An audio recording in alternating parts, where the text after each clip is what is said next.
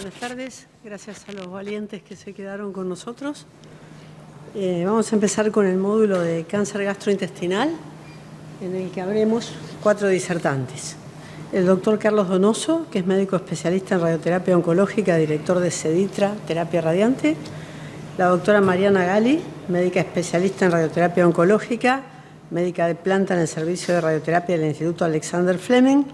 El doctor Augusto Alba, médico radiooncólogo, que trabaja para Megaterapia Oncología Radiante y pertenece al servicio de terapia radiante del Hospital Italiano, y yo también, Megaterapia y Hospital Italiano.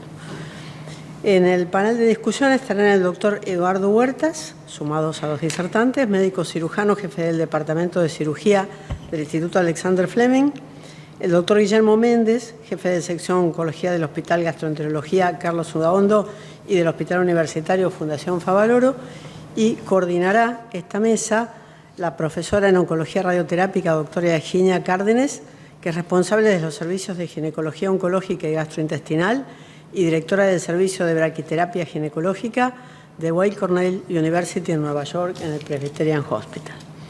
Bien, me toca presentar los 2 primeros trabajos, así que ya me quedo acá.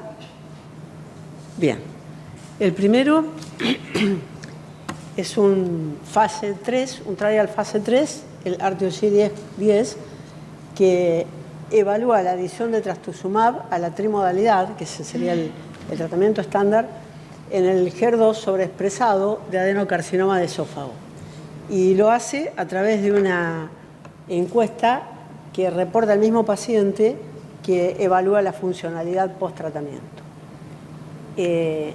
Se ingresan pacientes con adenocarcinoma, con HER2 sobreexpresado, de tercio medio distal y de la unión, T1, N1 o 2 o T2, T3, desde N0 a N2, todos deben ser candidatos a cirugía potencialmente curativa y se randomizan en 2 armas, una que es la estándar, carboplatin y radioterapia hasta 50 Gray, y una rama investigacional que a esa le agrega el trastuzumab. Bueno, la rama es la estándar, el trastuzumab se da pre, durante y post tratamiento radiante en diferentes dosis, y el objetivo primario es investigar la sobrevida libre de enfermedad, y hay 2 objetivos secundarios. Uno es la respuesta completa patológica y la toxicidad. Y vista ya en resumen los resultados, la adición de trastuzumab en realidad para disease-free survival aportó nada, para sobrevida global tampoco, y para respuesta completa patológica las curvas también son iguales. Lo mismo ocurrió con la toxicidad, que no mostró cambios en ninguna de las 2 ramas. Hay otro objetivo que se plantea entre los secundarios, que es muy importante, que es el impacto en la calidad de vida, usando esta escala funcional que registra varios ítems. Los más relevantes son la posibilidad de comer y la deglución, medidos en una subescala para esófago de esta escala FACT, ¿sí? Y su impacto en la calidad de vida. Entonces, el objetivo primario de esta escala es medir si la adición de trastuzumab impactó o no impactó, y el objetivo secundario es si mejora el score en todos los ítems. En realidad, las más relevantes son la posibilidad de comer y la deglución. La escala aumenta en mejoría, digamos, de 0 a 5 o de 0 a 4 en 5 puntos, ¿sí? Y cuando hablamos de deglución es desde la imposibilidad de deglutir, la posibilidad de deglutir solo sólidos o semisólidos, hasta deglutir sin ninguna dificultad.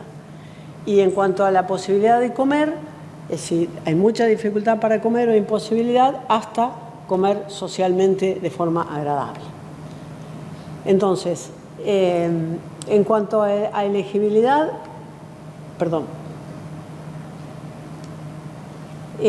ingresaron a la encuesta casi todos los pacientes, ¿sí? 90 y 86%, un total de 88%, y no consintieron una minoría. ¿Qué pasó con las características de estos pacientes?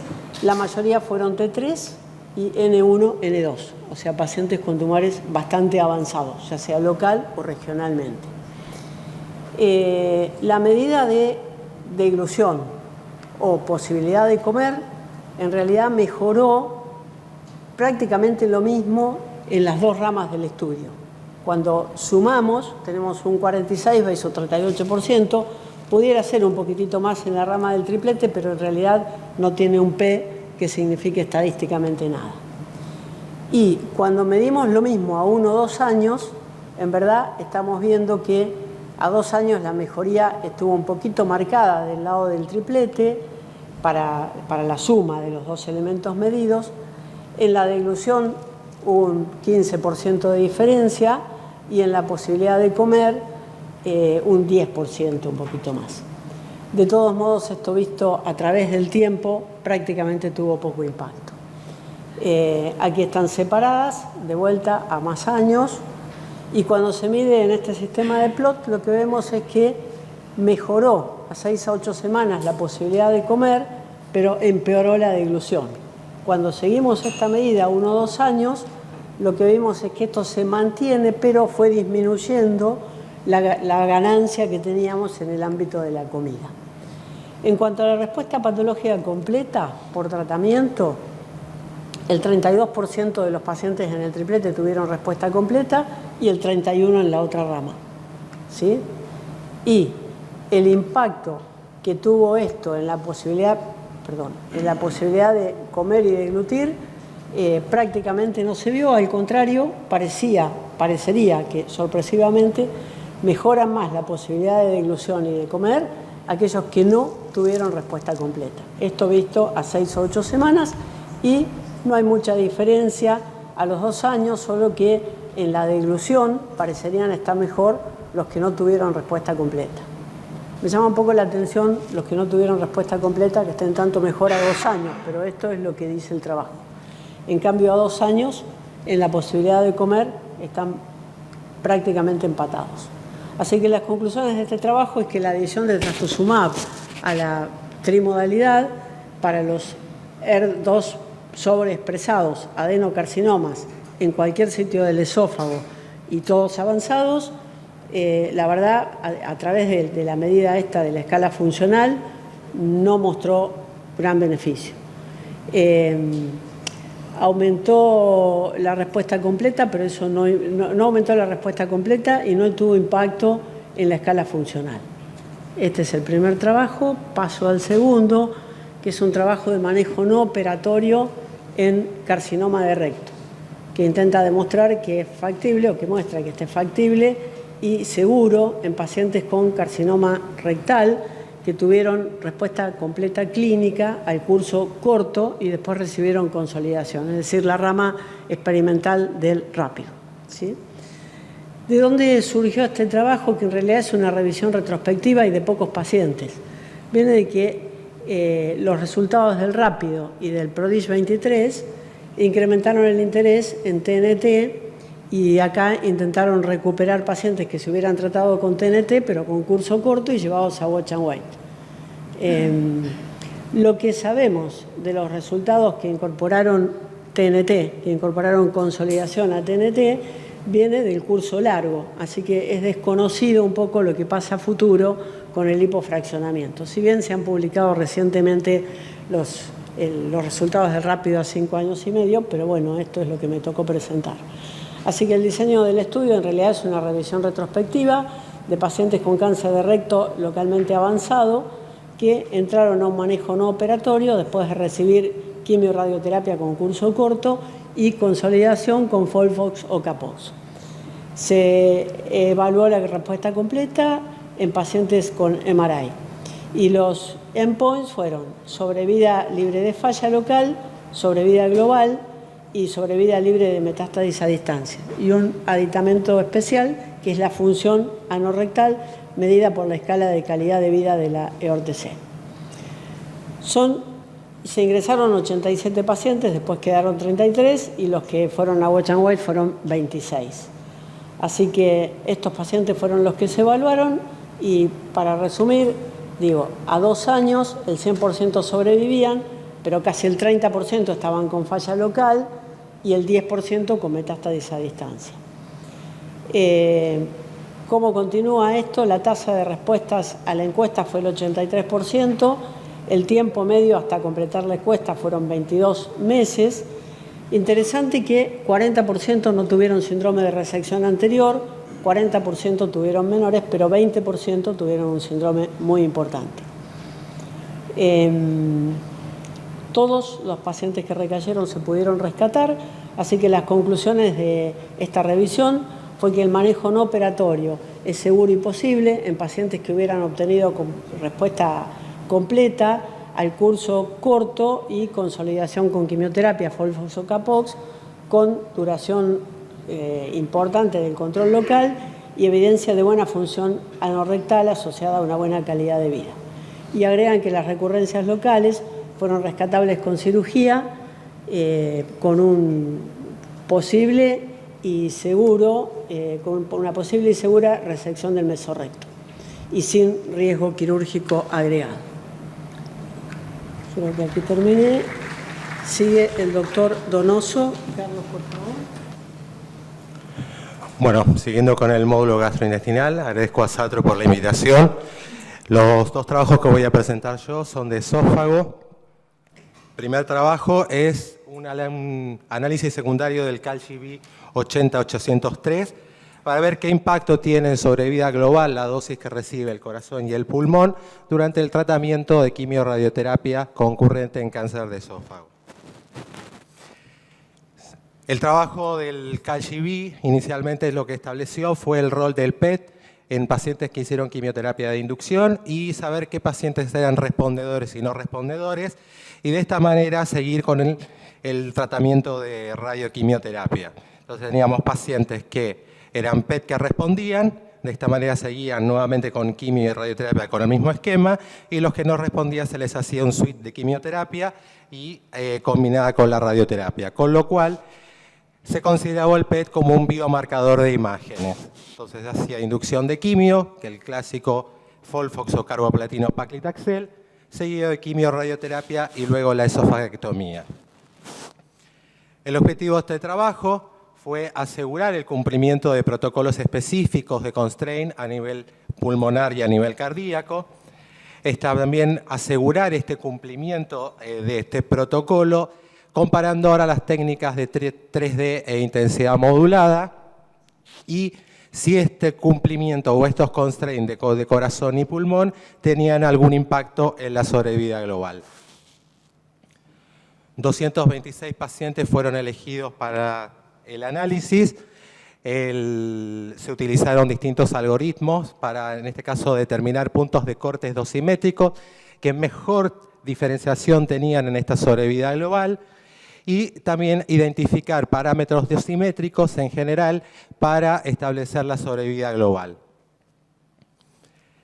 Los detalles del tratamiento en cuanto al esquema de radioterapia, el GTB, sabemos que es el esquema, es el volumen previamente a la quimioterapia, el CTB con los márgenes clásicos de 3 a 4 centímetros hacia superior e inferior y 1 centímetro en forma radial. La irradiación ganglionar electiva dependía exclusivamente del sitio donde estaba localizado el tumor primario. El PTB se le dio un margen al CTB de 0,5 centímetros. Se utilizaron técnicas de intensidad modulada versus 3D y la dosis estándar de 50.4 en 28 fracciones. Y la segunda parte es los parámetros dosimétricos que ya figuran dentro de las guías internacionales, que es en el volumen pulmonar total el B10, que es el que debería ser menos del 40%, el B20-20, el B30 y el B40. Y a nivel del corazón, que el 30% del volumen cardíaco tenga que recibir menos de 30 Grays. Dijimos que se estableció a ver que si había estos cumplimientos de protocolos específicos de constraint. Ahí vemos los distintos porcentajes, que dentro de todos rondó entre un 75 a un 99% en cuanto a lo que es pulmón, y en un 73% este cumplimiento del protocolo de constraints a nivel del corazón. Cuando se comparó este cumplimiento con las técnicas, vemos que con intensidad modulada versus 3D no vemos diferencias en cuanto a los volúmenes del pulmón que reciba la dosis ya preestablecida, pero sí nivel cardíaco, donde vemos que el 30% del corazón que recibe menos de 30 Grays es mucho mayor con intensidad modulada, 77.5 versus 48 en el caso de 3D, y que el 30% del volumen del corazón que reciba más de 30 grays es mucho menor con IMRT. Es la única que dio P significativa. Se utilizaron estos cálculos de algoritmos para saber cuáles eran los que mejor predecían o tenían una mejor sobrevida. Entonces, esos porcentajes que inicialmente les mostré, que son los que figuran en las guías, ahora vimos que el cálculo dio que a nivel pulmonar, el 41% del volumen pulmonar debería recibir menos de 10 grays, el 17% menos de 20 grays, el 8% menos de 30 grays y el 4% menos de 30 grays.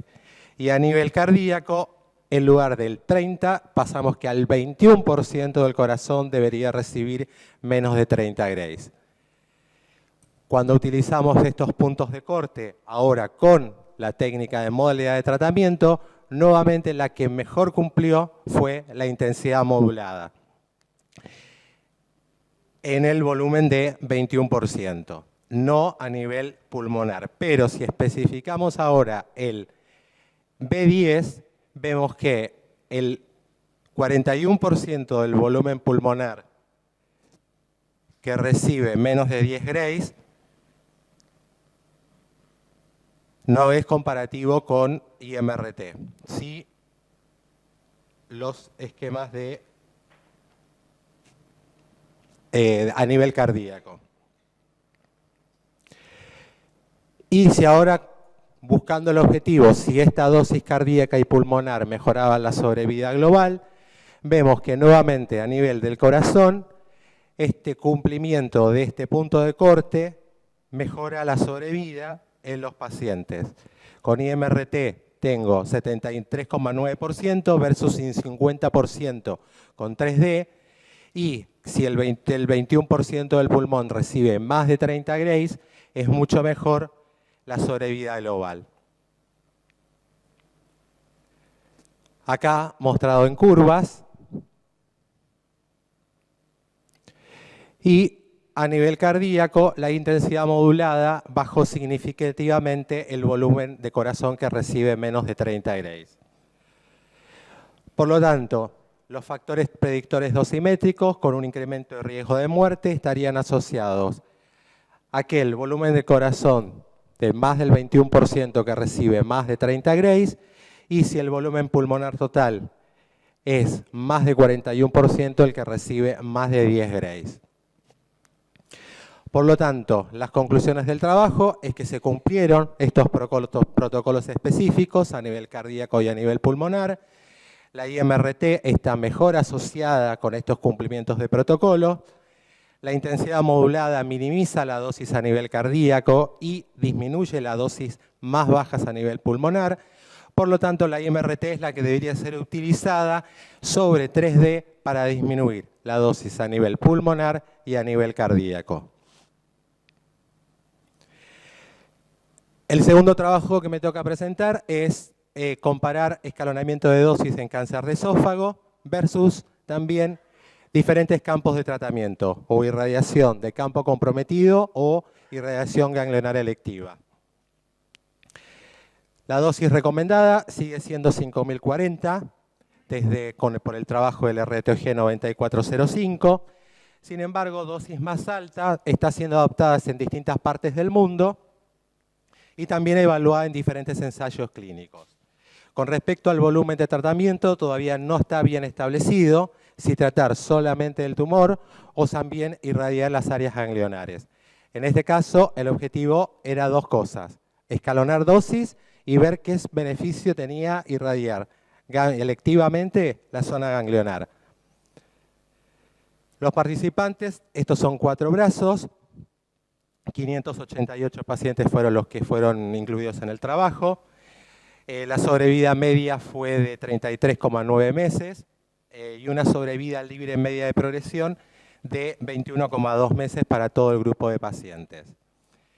Acá tenemos los 4 brazos, bajas dosis o dosis estándar con irradiación campo comprometido, bajas dosis con irradiación ganglionar electiva, altas dosis con irradiación de campo comprometido y altas dosis con irradiación ganglionar electiva. En la comparación de la dosis, la sobrevida media, no hubo diferencias entre dosis baja versus dosis altas, y la sobrevida en campo de tratamiento vemos que tampoco hay diferencias en respecto a sobrevida global. Por lo tanto, altas dosis no siguen siendo el estándar y la irradiación electiva va a depender del radioterapeuta. Se hizo un análisis ahora exploratorio y tomando ahora múltiples análisis un poquito más multivariado, y si bien la sobrevida global no hubo diferencias, sí hubo un pequeño beneficio en irradiación ganglionar electiva en pacientes N0, comparado con los irradiación de campo comprometido. El grupo de altas dosis presenta mayores efectos adversos secundarios, pero ninguno fue estadísticamente significativa. Por lo tanto, concluyen que tanto las altas y las bajas dosis no mejoran la sobrevida, pero las dosis altas podrían estar asociadas con una mejor sobrevida libre de progresión. Y con respecto al campo de tratamiento, la irradiación de campo comprometido trae similares resultados en sobrevida global en los pacientes, pero podría estar beneficiado en un subgrupo de pacientes N0. Muchas gracias.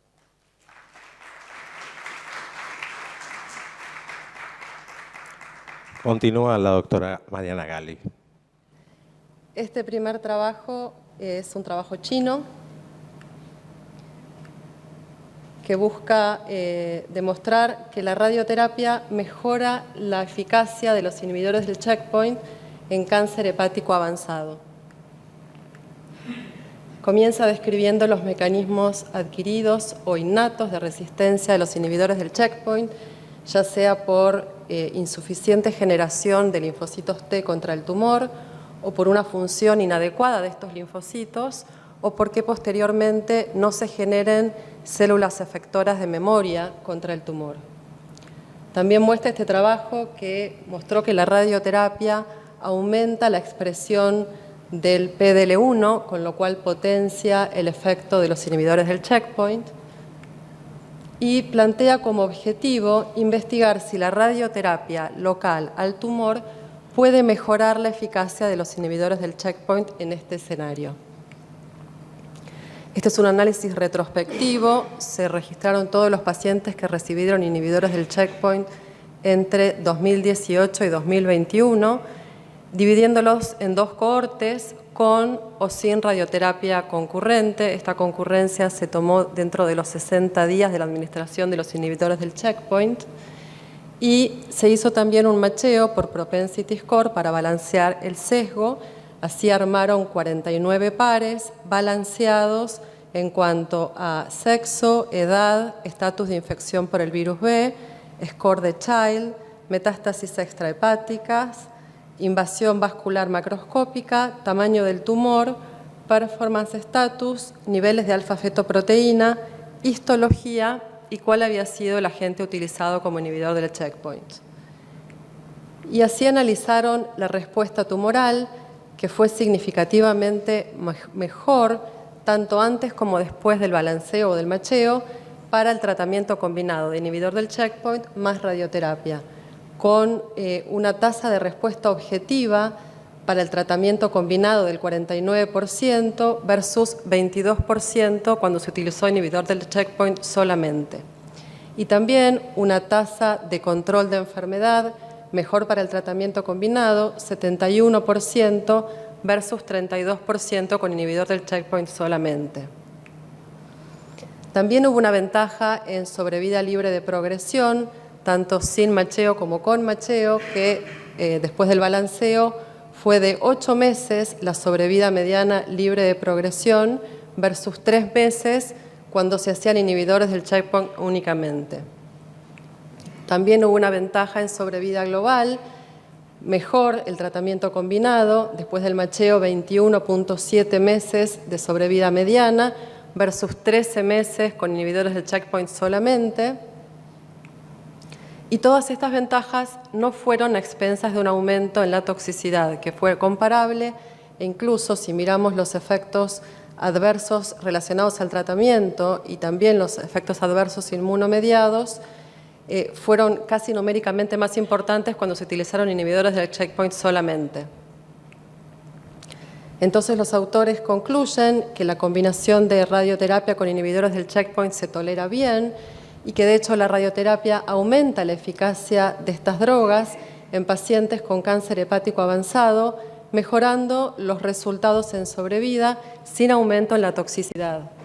Y comentan que hay un estudio prospectivo randomizado en curso para validar estos resultados.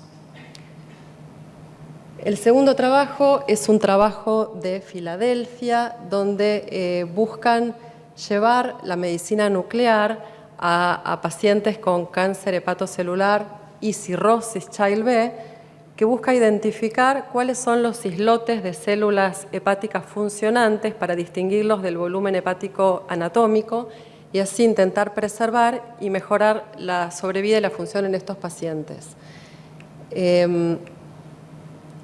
Sabemos que la SBRT hepática se tolera bien, sin embargo, los pacientes con cirrosis avanzada tienen un riesgo aumentado de desarrollar enfermedad hepática inducida por radiación y también que el SPECT hepático es una herramienta diagnóstica conocida que permite identificar cuál es el volumen hepático funcionante, que son aquellas células de Kupffer que van a tomar el tecnesio 99, y este estudio es diagnóstico en hepatitis, en fibrosis hepática y correlaciona bien con los scores de Child. También sabemos que las células de Kupffer, cuando se irradian, van a tener un rol importante en la iniciación y el desarrollo de la enfermedad hepática inducida por radiación, por lo cual el objetivo de este estudio fue desarrollar una plataforma de planificación para la SBRT hepática que permitiera identificar y evitar la irradiación de estas células de Kupffer en pacientes con hepatocarcinoma y cirrosis avanzada. Acá hay un paciente con cirrosis Child-A en la foto de arriba, donde el volumen hepático funcionante en verde coincide con el volumen anatómico. En cambio, en un paciente con cirrosis más avanzada, Child-B, el volumen hepático funcionante es solamente un islote dentro del volumen hepático anatómico. Entonces, lo que hicieron fue hacerles a todos los pacientes un SPECT que permitiera identificar estas células de Kupffer, fusionarlo con la tomografía de planificación y hacer un tratamiento basado exclusivamente en los volúmenes, dos constraints de este hígado, exclusivamente para el volumen hepático funcionante.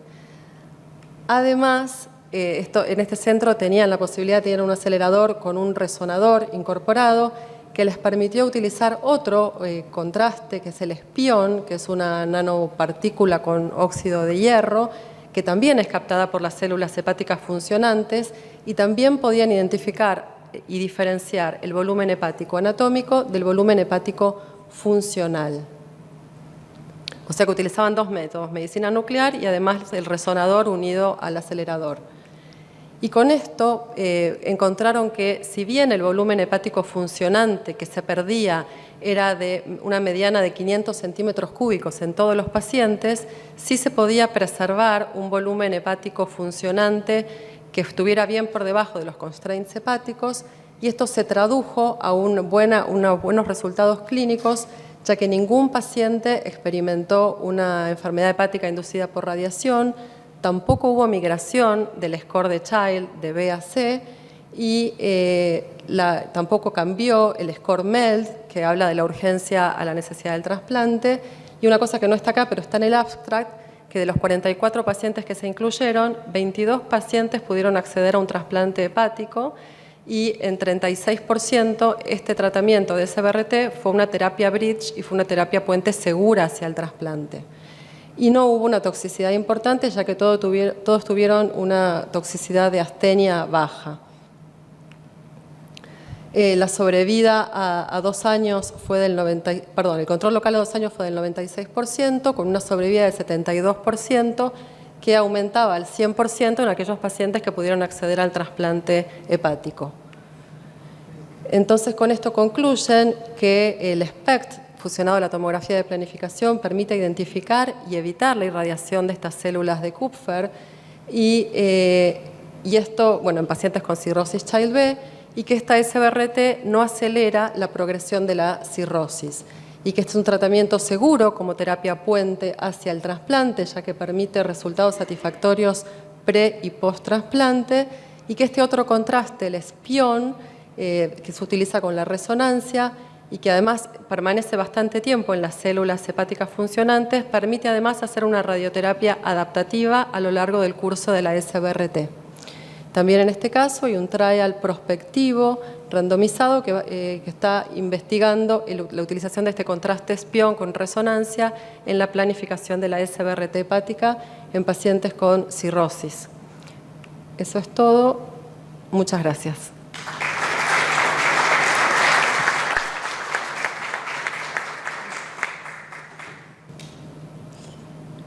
Buenas tardes. El primer trabajo que vamos a comentar es un análisis sobre 2 esquemas de tratamiento en cáncer de páncreas localmente avanzado. Un esquema de tratamiento de 5 aplicaciones y otro de radioterapia hipofraccionada de entre 15 y 25 fracciones.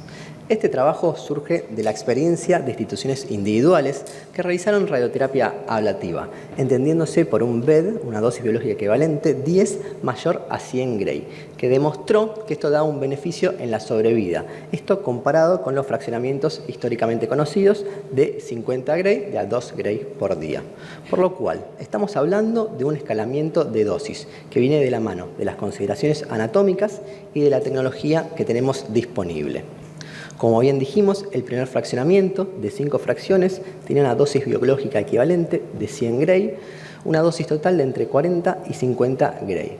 Este tratamiento es muy conveniente tanto para el paciente como para el centro de radioterapia por la corta duración del mismo. También es fácilmente integrable a los tratamientos sistémicos debido al alto riesgo de metastasis que presentan estos pacientes.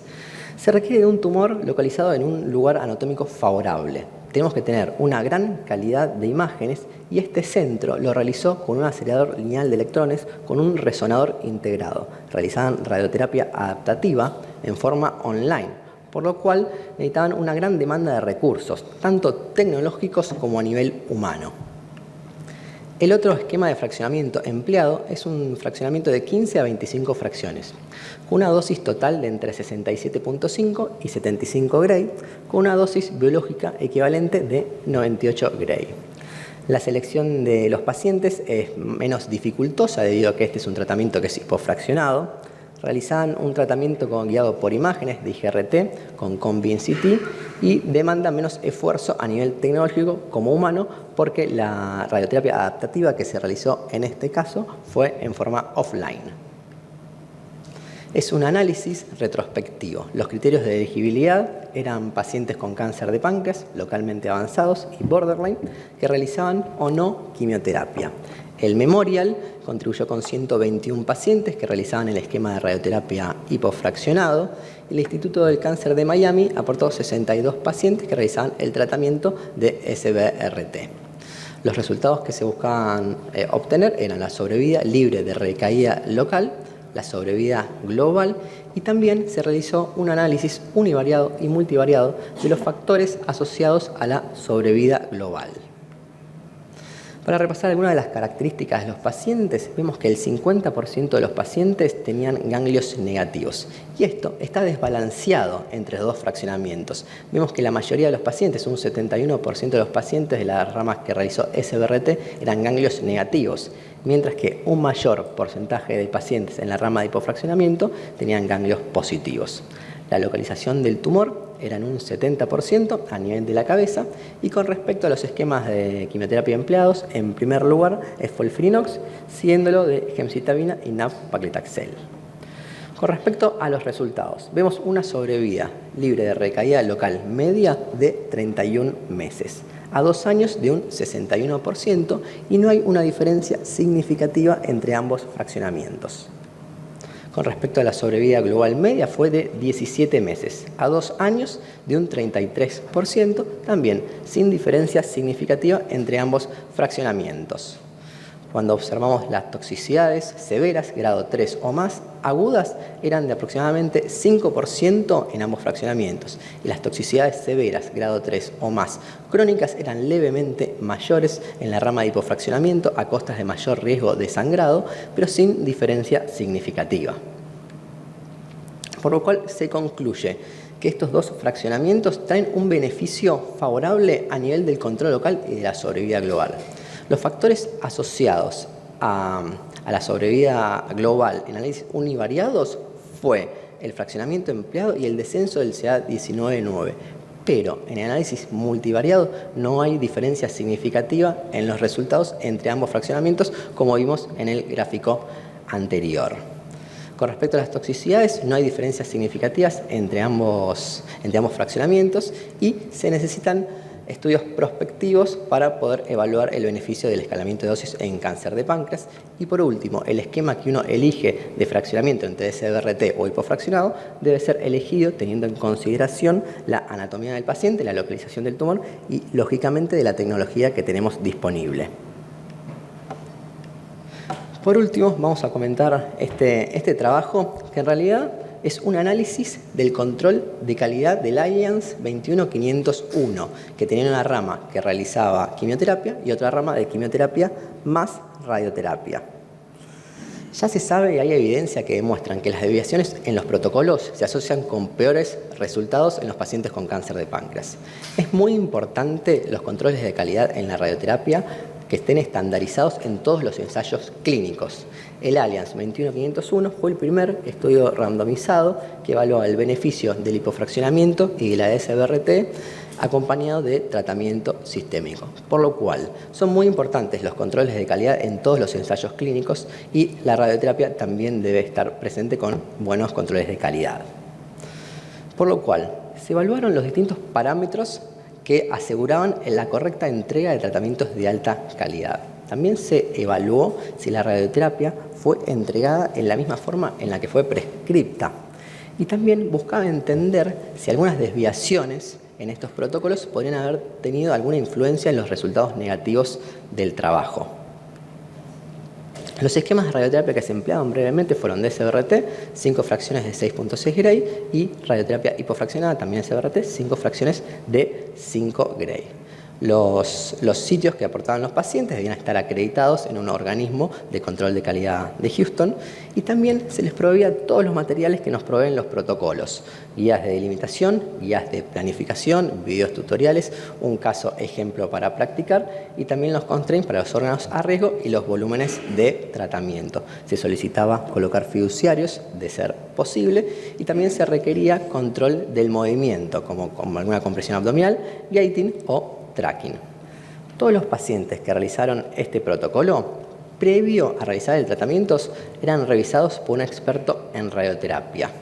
Y los pacientes que tenían alguna desviación mayor inaceptable del protocolo debería ser replanificado y nuevamente enviado hasta ser aceptado finalmente. Este trabajo lo que hizo fue un análisis a posteriori de todos los controles de calidad que presentó el protocolo. Se evaluó toda la información de las planificaciones idiosimétricas, todos los casos fueron evaluados y cada planificación fue evaluada por 3 expertos en radioterapia y se realizó una escala. Cuando vemos los pacientes de este trabajo, 39 pacientes realizaron radioterapia. Provenían de 27 centros, por lo cual cada centro aportaba entre 1 y 2 pacientes, nada más. 32 pacientes realizaron SBRT y 7 tratamientos de radioterapia hipofraccionada. Cuando vemos los controles de calidad que se realizaron, 5 pacientes tuvieron que realizar una nueva planificación hasta ser aprobados. 2 porque habían empleado protocolos viejos. 1 no se había documentado la razón por la cual tuvo que ser reenviado y reaprobado. Otro paciente tenía una delimitación incorrecta en el volumen de tratamiento. Otro paciente tuvo que realizar el esquema hipofraccionado debido a que el seguro médico había rechazado la SBRT y un paciente directamente no había enviado la información para ser evaluada por el control de calidad. Los 3 radioterapeutas, en forma a posteriori, evaluaron cada una de las planificaciones y lo rankearon a cada paciente. Le daban un score. 1, si el protocolo estaba aceptado y no había cambios. 2, si era aceptado, pero el protocolo tenía una desviación menor. Y 3, aquellos protocolos que eran inaceptados porque tenían desviaciones mayores. Podemos ver que casi un 30% de los pacientes en este análisis a posterior tenían desviaciones mayores y habían realizado el tratamiento. Cuando se estratifica esto según la sobrevida global, se ve que no hay diferencia significativa entre los pacientes que tenían una desviación mayor o desviación menor o eran aceptados, o sea que no tiene un impacto en la sobrevida. Por lo cual se concluye que este estudio no está realizado para evaluar la eficacia de la radioterapia en la sobrevida, que a pesar de haber tenido buenos controles de calidad, en el estudio a posteriori se ve que un 30% de los pacientes no habían realizado bien el protocolo y por último se concluye que esto no tiene un impacto en la sobrevida global en este trabajo, pero se necesitan futuros estudios para poder confirmar esta aseveración. Muchas gracias.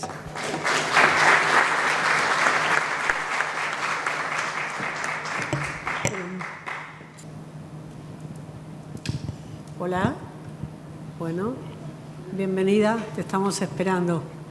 Así ¿No que... me escuchan? Sí, nosotros te escuchamos muy bien. Ah, muy bien, yo también les escucho estupendamente. Esperamos Buenas alguna tardes. referencia tuya de los trabajos presentados y por supuesto tu opinión personal. ¿Ah? Listo.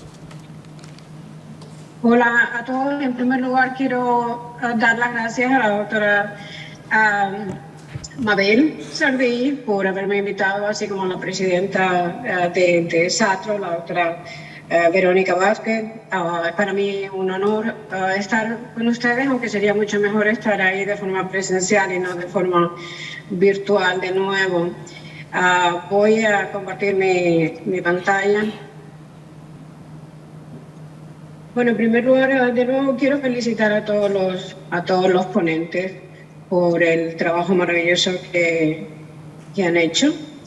Y la mayor parte de la discusión se va a centrar fundamentalmente en las presentaciones que se han hecho sobre cáncer de esófago, de cáncer de páncreas, y luego haremos un poco de discusión además también en lo que se refiere a las presentaciones hepáticas y, si da tiempo, sobre la presentación de cáncer de recto, ya que la contribución ha sido menos significativa, en mi opinión. Y la selección la he hecho fundamentalmente porque creo que lo que se ha presentado hoy aquí, y este es un sumario, digamos, de las presentaciones, las que de alguna manera se podrían aplicar a la práctica clínica ya de forma digamos, inmediata, porque son niveles de evidencia altos, son los que corresponden a cáncer de esófago, como ven. Y luego en cáncer de páncreas, aunque no se trata de un nivel de evidencia alto, creo que está bastante en boga la utilización de regímenes de hipofraccionamiento en cáncer de páncreas avanzado, donde precisamente en la comunidad oncológica sigue siendo todavía bastante discutido el papel de la radioterapia. En cáncer de esófago se presentaron 3 estudios randomizados, como bien ha dicho el doctor Donoso, el RTOG 1010, perdón, la doctora Mabel Sardí, perdóname Mabel, el RTOG 1010, en el que se evalúa el beneficio de añadir trastuzumab a la modalidad terapéutica, triple modalidad terapéutica de pacientes con cáncer de esófago y de la unión gastroesofágica, adenocarcinoma y que son positivos HER2/neu. Este es el diagrama que ha sido presentado. Es importante reconocer que HER2/neu debe ser positivo mediante inmunohistoquímica con un 3+ score o mediante FISH, Y los resultados iniciales que fueron publicados en el Lancet Oncology en el 22 pusieron de manifiesto que trastuzumab no mejoró la supervivencia libre de enfermedad o la supervivencia global y tampoco incrementó el índice de respuestas patológicas completas. Lo que ha presentado hoy Mabel corresponde a la evaluación funcional por parte del paciente utilizando la escala funcional esofágica, fundamentalmente los índices que ya he mencionado de disfunción a la hora de tragar y sobre todo el índice de lo bien que podían hacer la deglución. Y tampoco se observó una mejoría con la adición de trastuzumab en estos índices, no se relacionó tampoco con el índice de remisiones completas patológicas, aunque sí a los 2 años, y esto quizás sugiere que todavía a lo mejor hay algún papel para el trastuzumab en la población seleccionada en lo que se refiere a la función del paciente. Entonces, con esto quería empezar un poco la discusión y ver lo que el doctor Guillermo Méndez, el oncólogo médico del panel, cree si existen todavía posibilidades de seguir explorando el papel de trastuzumab en cáncer esofágico. Y si podría, por favor, comentar cómo incorporarlo Perdón, ¿me siguen viendo? Sí. Ok. ¿Cómo incorporarlo a la práctica actual?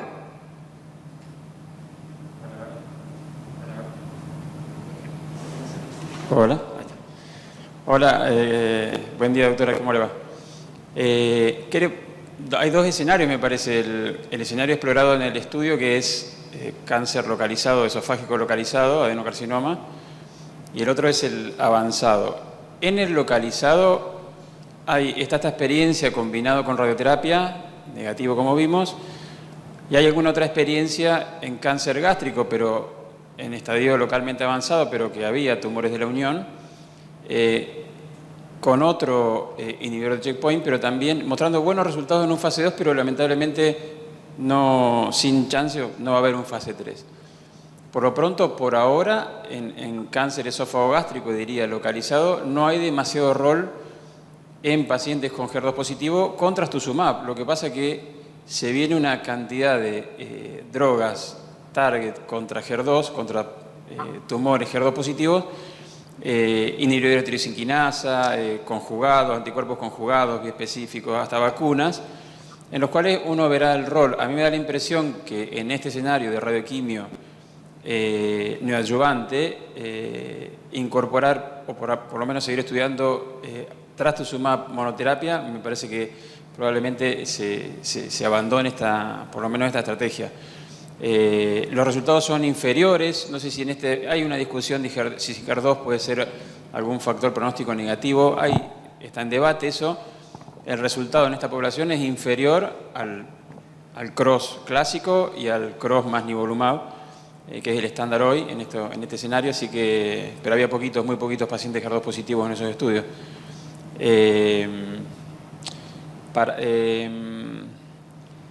¿Cuál era la segunda? El papel de anti-PD1. Sí, la siguiente pregunta sería cuál sería el papel de inhibidores de PD-1 o PD-L1 en el cáncer de esófago y cuáles se podrían beneficiar de la combinación de HER2 inhibition y PD-L1 o PD-1. Bárbaro. Inhibitors, yeah.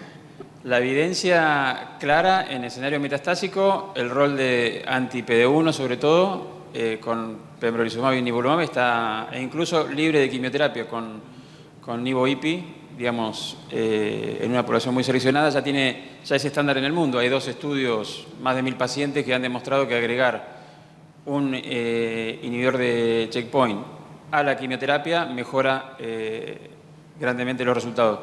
Con alguna controversia en cuanto si es para todos o hay que seleccionarlos por PDL1.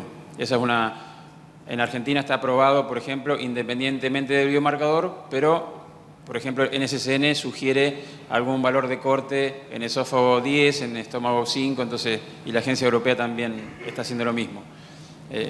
Evidentemente que no todos los pacientes se benefician del agregado.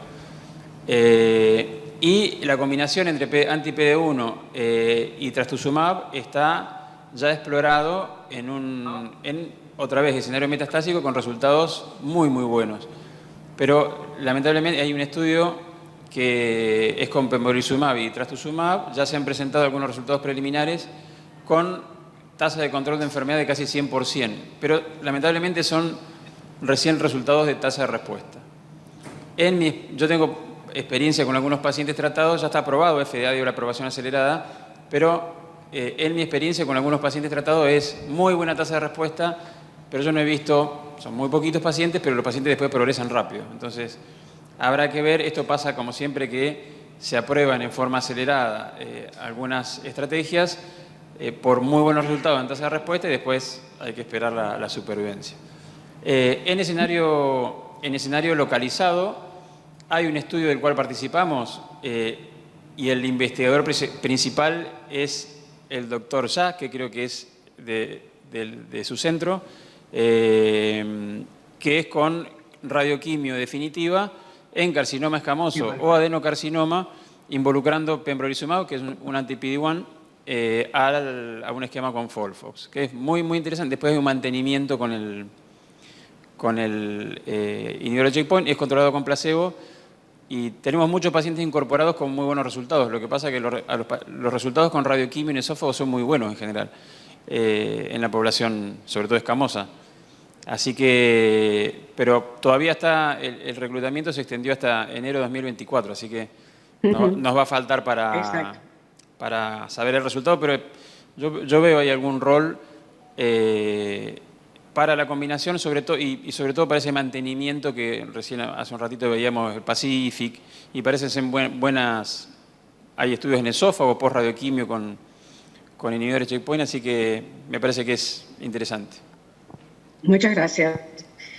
La siguiente presentación en esófago, y esta ha sido hecha por el doctor Donoso, se refiere al impacto que tienen las dosis de pulmón y al corazón en la supervivencia global, utilizando el database del CLGB 803. Como bien se ha comentado, este estudio se publicó inicialmente en el año 21 y muestra que la respuesta temprana con el biomarcador de PET es importante o es un factor crucial a la hora de poder individualizar la terapia en pacientes con cáncer de esófago, y estos son adenocarcinomas o de la unión gastroesofágica. Recordemos que el brazo de inducción fue una randomización a FOLFOX o carboplatin taxol. Se repetía el PET después de un mes de terapia neoadyuvante, y los pacientes que no respondieron mediante PET, o sea que no hubo una disminución de la SUV del más del 35%, o sea, son no responders, no respondieron bien. Esto se trata con el régimen cruzado, o sea, los de FOLFOX cruzaban al carbotaxol y viceversa. Y lo que sí pudieron ver es que los pacientes que respondieron a la inducción con FOLFOX y que luego continuaron con FOLFOX tienen una supervivencia a los 5 años del 53%. El Astra que se presentó hoy corresponde a los factores dosimétricos de este ensayo. Y como bien se ha mencionado, hay dos factores dosimétricos que impactan la supervivencia global, lo cual es relativamente incomún que ocurra en ensayos en los que se hace modalidad combinada. Y estos fueron la dosis al corazón con un V de 30 menos del 21% y un V de 10 de menos del 41%. En orden, para poder conseguir esto, intensidad modulada prácticamente es requerida, como se utilizó en el estudio, aunque un cierto porcentaje muy bajo no la utilizó. Entonces, si vamos a poner juntos la información de RTOG 1010 que mencionamos anteriormente y de CLGB 803, digamos que para pacientes con adenocarcinomas esofágicos o de la unión gastroesofágica, la inducción con FOLFOX, siempre y cuando luego, después de 2 ciclos, haya una buena respuesta metabólica mediante PET,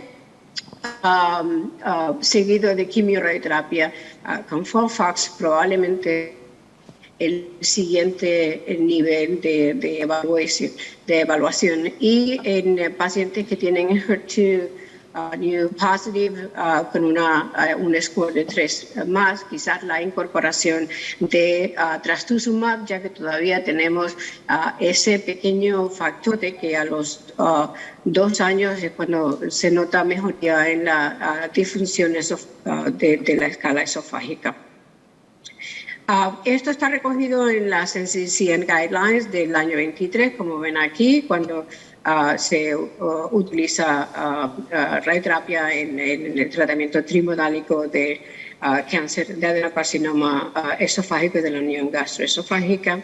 Y las cuestiones que se plantean o que me gustaría discutir serían que primero si utilizan IMRT de forma rutinaria en su práctica clínica, si seleccionan los pacientes dependiendo de si son escamosos o si son adenocarcinomas, utilizan volúmenes iniciales o después de la quimioterapia de inducción, y luego cuáles son las limitaciones fundamentales que ven en el uso de intensidad modulada. Si pudiera comentar sobre ello, doctor Donoso, y luego quizás el resto del panel. Bueno, ¿qué tal, doctora? Buenos días. Con respecto a si de usar la IMRT actualmente, sí. Hoy en día, gracias por suerte, en Argentina ha cambiado un poco el tema de la autorización sobre eventos de esta práctica. Y en mi centro estamos, diría que el 90% tratando a los pacientes con intensidad modulada. Sí, no discriminamos un poco entre la estirpe celular, si es un escamoso o un adenocarcinoma. Los constraints que utilizábamos después de leer este trabajo, como que los empecé a cambiar un poquitito, pero seguíamos con los constraints estándar que figuran en las guías de la NCCN. Con respecto al tema del volumen inicial o después de la inducción, ahí es la mayoría del trabajo trata uno con el volumen inicial del tratamiento, pero hay que ver también qué tamaño tumoral teníamos inicialmente en estos pacientes. Si se ha tenido una buena respuesta y de manera tal de disminuirle la toxicidad, yo me tendería más a tratarlo con el volumen que presentaría actualmente. Limitaciones del uso, que no la autoricen, una. Y creo que, digamos, si hay posibilidades de hacer IMRT, yo creo que yo no vería ninguna limitante.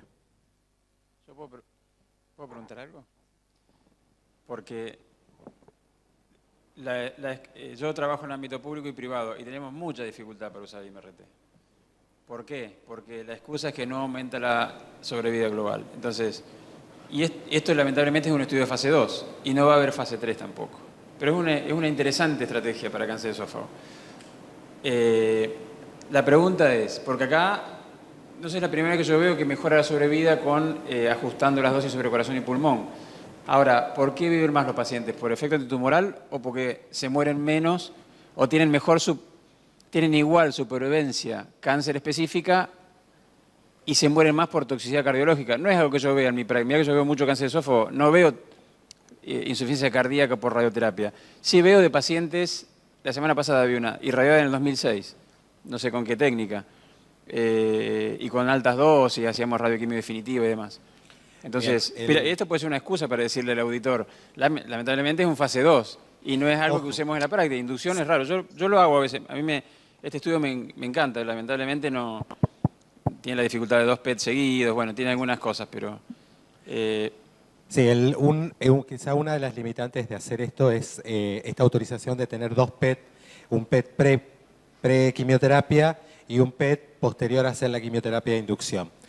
El trabajo del CALGB, este fue en fase 3 porque evaluó ahora un poco de la toxicidad. Y el primero fue el del cuando eran PET respondedores o no respondedores, lo teníamos en fase 2.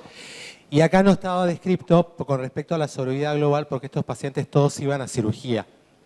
Y dentro de los trabajos que nosotros nos mandaron, pero también tenía en cuenta las toxicidades que los pacientes o las complicaciones que podía tener después de una cirugía a nivel cardíaco. Entonces comparaba esa menor dosis que recibían durante la radioterapia que a su vez les podría disminuir esas complicaciones en el postoperatorio o durante el proceso de cirugía. Como dije, todos eran pacientes que eran quirúrgicos. El doctor Huertas de cirugía podría comentar al respecto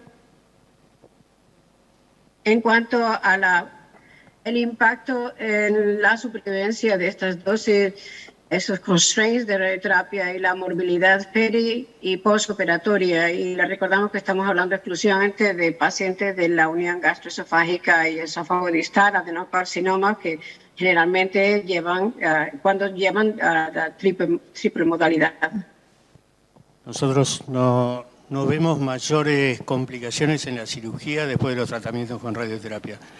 Francamente no sé cuáles fueron los que se hicieron con IMRT o no, pero el viejo concepto mágico que con los enfermos irradiados que teníamos los cirujanos, que los enfermos irradiados eran mucho más difíciles de operar, eso ya desapareció hace mucho tiempo, entre lo que estamos acostumbrados a los grupos multidisciplinarios.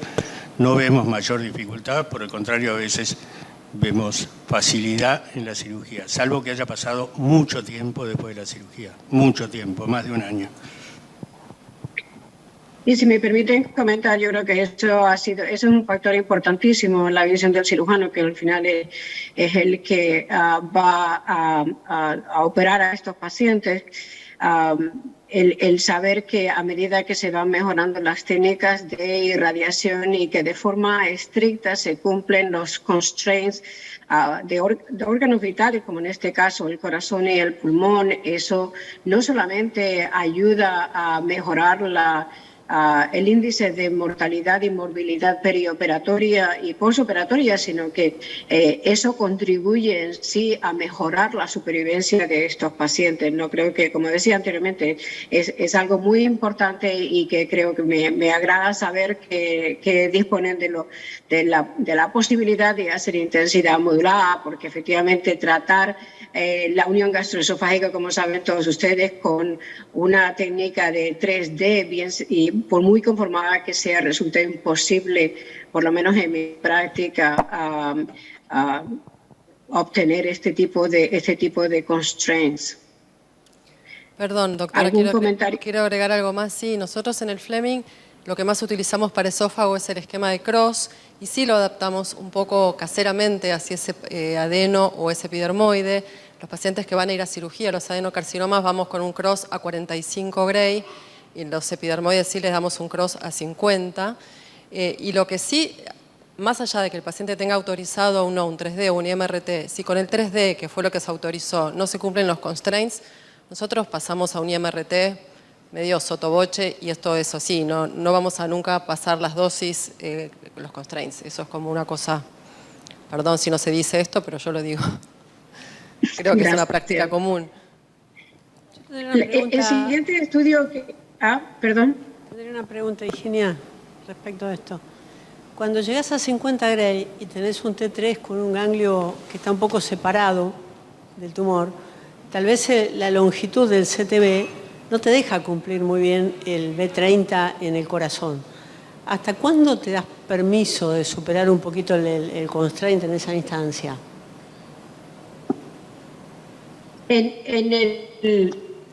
estos pacientes que son de tratamiento que van a llevar cirugía, yo desde luego hago todo lo posible por mantener el constraint. Indudablemente, en ese caso, pacientes que tienen ganglios positivos es precisamente donde el PET post-inducción es de gran ayuda, porque en ese caso, entonces quizás me puedo permitir, si el tumor primario ha respondido y la enfermedad nodal, digamos que tiene un ganglio paraesofágico distal, ya con ganglios celíacos la posibilidad de resección quirúrgica, independientemente, ya habría que discutirla y planteárselo muy cuidadosamente. Pero si el tumor ha respondido, me puedo permitir la posibilidad de hacer un bus integrado, que es generalmente lo que yo hago, y no sobrepasar la dosis del ganglio a 50, 52, y el tumor primario parar en 50 Grays como mucho, y eso limitado a lo que hay enfermedad residual post-PET y la pre-PET bajo la dosis 45 o incluso recuerden que en Crohn la dosis preoperatoria de radioterapia fue 42 Grays. Entonces creo que tenemos hay espacio pero desde luego si el enfermo es un candidato quirúrgico y ha respondido bien en el PET y ha tolerado bien la quimioterapia de inducción, que nosotros hacemos más FOLFOX en adenocarcinoma, entonces me apunto de forma muy estricta a respetar esos constraints. Nunca te permitís superar los constraints en ninguna instancia. Me permito superarlos. Tengan en cuenta que no hay una respuesta definitiva de decir, bueno, pues si tienes un V30% que es V30, perdón, que es un 5% más alto, eso va a comprometer la movilidad quirúrgica. Depende de cuánto aumente, si están aumentando las dosis de forma significativa tanto al pulmón como al corazón, y es un paciente que tiene ya enfermedad cardiovascular, que tiene enfermedad obstructiva pulmonar crónica, en el que ya existen factores de riesgo individualizados, que son pacientes de más de 65 años. Eso hemos visto que no solamente son los factores dosimétricos, sino también los factores personales. Pacientes que han tenido mucha toxicidad durante el curso de quimio-radioterapia, esos pacientes también van a tener mayor morbilidad perioperatoria y detrimento en la supervivencia global. Entonces creo que es algo en lo que tienes que evaluar de forma muy personal y muy personal, me refiero a nivel individualizado para cada paciente, y cuál sería la extensión de la resección quirúrgica, dónde está el tumor localizado, y cómo ha sido la tolerancia durante el curso de quimio-radioterapia. Seguro. Gracias. Y la respuesta al PET, yo creo que estaría un poco más inclinada a ser más estricta. Si la respuesta al PET no es grande, quizás la cirugía va a tener que llevarse a cabo de todas maneras y es extensa. Si quería hacerle una pregunta que no tiene que ver con el trabajo, pero aprovechando su presencia, ¿cuál es la conducta de ustedes en los enfermos que hacen respuesta completa en el tratamiento? Es curioso que lo pregunte porque ahora mismo es, de hecho, un tema para debate. De hecho, ayer tuvimos el meeting de Alliance de gastrointestinal, y eso ha sido uno de los conceptos que se presentaron. Yo creo que observación watch and wait, todos nos sentimos un poco más cómodos haciéndolo en tumores escamosos. Sin embargo, creo que dado que el índice de respuestas patológicas completas, incluso después de la triple modalidad terapéutica en adenocarcinoma, sigue siendo relativamente baja, del orden del 20, 30, 35% en los mejores casos, hay un poco de resistencia a utilizar a utilizar o a no utilizar la cirugía. Pero eso es un concepto importante que está ahora mismo en proceso de investigación. Ni siquiera se ha iniciado la investigación de forma... Ahora mismo estamos en la discusión de conceptos, cómo seleccionar a los pacientes, qué extensión tiene que y con cuánta frecuencia se tiene que hacer la evaluación endoscópica con biopsias de la zona, etc. Pero creo que nos moveremos en esa dirección en un futuro no muy lejano, pero aún no estamos casi ahí. La siguiente presentación respondía a la escalada de la dosis, en este caso el tumor es escamoso y como se ha indicado la escalación de dosis o la utilización de tratamiento nodal electivo comparado con la irradiación del lecho tumoral, digamos, incluyendo solamente los ganglios paraesofágicos que son positivos, no mostró diferencia ninguna. Entonces, la pregunta que se plantea, y vamos a movernos un poco más prisa, sería si todavía tenemos que seguir explorando la escalación de dosis en cáncer de esófago, y en la unión gastroesofágica no debería estar aquí porque se trata de tumores epidermoides, entonces en carcinomas epidermoides. Y quería ver cuántos de ustedes siguen haciendo irradiación electiva versus involved field radiation therapy, cuál es la práctica actual en su centro. Brevemente, porque creo que todavía nos quedan que comentar un par de abstracts.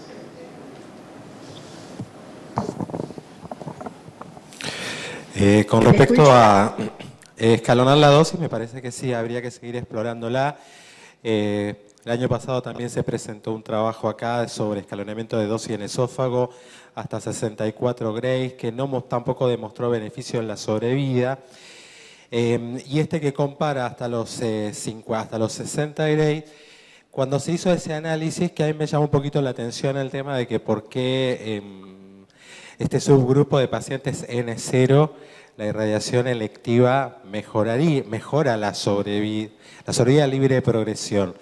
Entonces, abre como una puerta de decir, bueno, mejor sigamos buscando más trabajos a ver si logramos mejorar esta sobrevida de los pacientes. Y con respecto, Siga. Irradiación de ENI-versus, digamos, irradiación electiva o irradiación de solamente del campo comprometido. Mi práctica actual y mi tendencia es solamente irradiar el campo comprometido.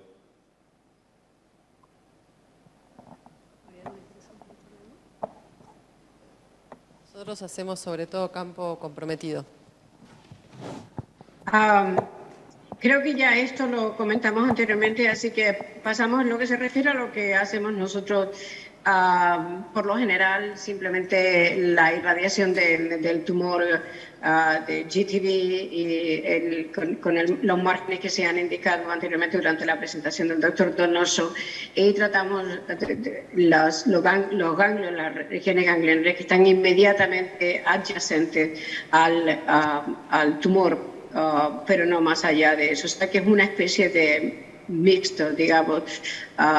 El por qué los pacientes que son N0 hubo una superioridad cuando se utiliza irradiación electiva. No entiendo por qué irradiar ganglios que no están afectos puede mejorar la supervivencia. Probablemente esté más en relación con la biología de la enfermedad, es menos agresiva, ya que no hay afectación ganglionar, pero creo que eso no es una justificación como para seguir utilizando volúmenes extensos de irradiación, que como decíamos va a comprometer las dosis a los órganos cercanos. Y bueno, pues como parece ser que todavía queremos más estudios en los que se explore, pues aquí tienen dos más, PRODIGE se presentó en el año 21 en Astro. Yo no he podido ver todavía la publicación final y aquí hubo una escalación de la dosis de 50 a 66 con FOLFOX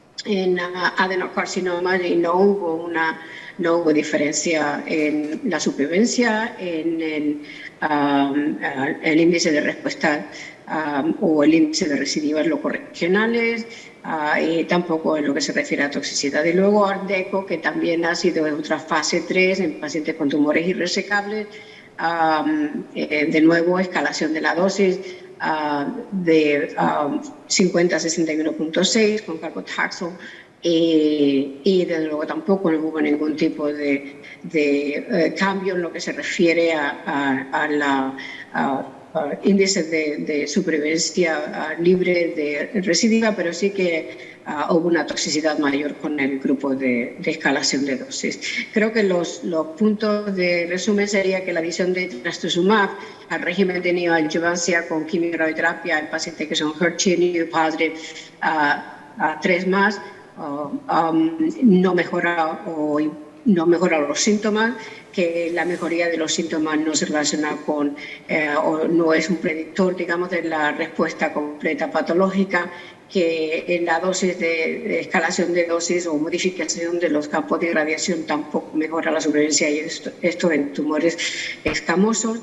Ya hemos visto cuáles son los constraints que tienen un beneficio importante en lo que se refiere a la supervivencia, y que la toxicidad que se observa durante el curso de quimioterapia de alguna manera predice las complicaciones cardiopulmonares postoperatorias. Y eso probablemente sea lo que está afectando directamente la supervivencia global. Aquí ven que hay varios ensayos en marcha en cáncer de esófago utilizando Durva, en el que se ha mencionado anteriormente, que es de Dr. Manish Shah, es de PI from Cornell, y luego estos son tumores irresecables, FOLFOX con nivo o nivo con radioterapia en tratamiento de primera línea en pacientes que tienen tumores irresecables o metastásicos. En cáncer de páncreas se han presentado dos abstracts. El primero de ellos, yo les cambié el orden ya verán el motivo, es lo que se refiere al control de calidad de SBRT en Alliance, que como se ha comentado, este es un estudio randomizado en el que un grupo de pacientes reciben FOLFIRINOX modificado, 4 ciclos, se restadían todos los pacientes, y luego en el régimen de quimioterapia, si se lleva a continuación a la cirugía, o 3 ciclos de FOLFIRINOX seguido de SBRT. Y si ustedes miran las dosis de radioterapia, porque la pregunta que se plantea es por qué el grupo de radioterapia no solamente fue inferior, sino que significativamente peor en lo que se refiere a la supervivencia comparado con FOLFIRINOX. Entonces, si ven las dosis de radioterapia que se utilizaron en SBRT, se utilizaron de 30 a 40 grays en 5 fracciones con un B de 10 de entre 58 y 62, si lo calculan para un alfa beta de 10. Y en el régimen hipofraccionado, que también estaba permitido que se utilizara de 25 en 5, el B10 es solo de 37.5. Ese es el primer factor. El segundo factor, el número de pacientes muy bajo, y el estudio no tenía poder estadístico como para determinar el efecto de la radioterapia SBRT en la supervivencia de los 55 pacientes en el brazo de quimioterapia, porque de la manera en la que se diseñó este estudio es que si no se conseguían tanto porcentaje de pacientes en los que se pudiera llevar a cabo la cirugía, ese brazo pararía. Y eso fue lo que pasó con él. Hubo una parada en mi opinión, bastante prematura. Solamente 55 pacientes se incluyeron en el brazo de quimioterapia y de eso solamente 40 recibieron, de hecho, SBRT. Y en cuanto a la dosis, vean que hasta un 12.5% de los pacientes fueron tratados con 25 en 5 fracciones, lo cual es muy bajo, como había comentado anteriormente. Hubo una gran variabilidad en el régimen. 39 pacientes, 27 sitios distintos. Las dosis de radioterapia fueron bastante bajas, 59% de desviaciones del tratamiento, con un 28% de desviaciones que son absolutamente inaceptables, aunque esto fue hecho en retrospectivo. Porque solo el primer caso de cada centro fue evaluado, los demás no se evaluaron hasta que el estudio no se completó. Entonces, sí, efectivamente, con todos estos digamos, pitfalls, ¿no? que hubo en el estudio, no es sorprendente el hecho de que efectivamente la radioterapia SBRT no tuvo la capacidad de poder demostrar cuál era el potencial en este grupo. ¿Y por qué digo esto? Bueno, porque se ha estudiado el uso de irradiación utilizando dosis ablativas de 5 fracciones de 10 Grays, 50 Grays con un BID de 100, utilizando the MRI guidance, lo que se llama el SMART Trial. Esto se presentó en ASTRO del 21. La mayor parte de los pacientes reciben FOLFIRINOX, y generalmente se hace, que es lo que continuamos haciendo con él, hacemos entre 4 y 6 meses de quimioterapia de inducción. Y luego los pacientes son tratados, la mayoría de ellos hemos tratado algunos con el Linac Base, pero la mayor parte de ellos se tratan con el Meridian. El seguimiento en el momento en el que se publicó este estudio, que está ahora pendiente de que se añadieran más pacientes y con un mayor seguimiento. Pero ven aquí si lo comparan con Alliance, no sé dónde me ha ido el cursor. En Alliance, el régimen de FOLFIRINOX, si ven el número de pacientes que fueron a cirugía, bastante similar entre el grupo de FOLFIRINOX, que fue el que completó el estudio, y el de SMART. La supervivencia, 30 meses, 26 meses. Los seguimientos son todavía cortos. Y la supervivencia actual a un año en SMART, 82%, y a los 2 años del 57%. En Alliance solo tenemos la supervivencia a los 18 meses, que fue del 67%. O sea que bastante comparable, y creo que con una mejor radioterapia ablativa, con alto control de calidad, vamos a mostrar que efectivamente hay todavía un papel para radioterapia. Y bueno, es importante reconocer que el número de fracciones, como lo ha comentado el doctor Alba muy bien, depende de una adecuada selección de los pacientes, bien sea para un régimen de radioterapia ablativa de 5 fracciones o un hipofraccionamiento de generalmente 15 fracciones. Yo creo que 25 fracciones yo hace muchos años que no hago en páncreas. La mayor parte de ellos son 5 fracciones entre 45 y 50 Grays. Pero un régimen de 15 fracciones con un SID, el BID-10 de alrededor entre 90 y 98 Grays. Como ven, no hubo diferencia, y la selección está fundamentalmente relacionada con el tamaño, la localización, el grado de infiltración vascular, etcétera, de forma que puedas cumplir bien cuáles los constraints de los órganos en riesgo. Entonces, podíamos ver en el panel, a ver cuánto tiempo nos queda. Terminamos acá. Charlar un ratito con Augusto, sí, y ya cortamos acá. Perdón, no te escucho. No. Te va a contestar el doctor Alba. Va a hacer algún comentario el doctor Alba. Tenemos que cortar porque se nos acaba el tiempo. Ah, ya no hay tiempo. Doctora, Bueno, pues si acaso.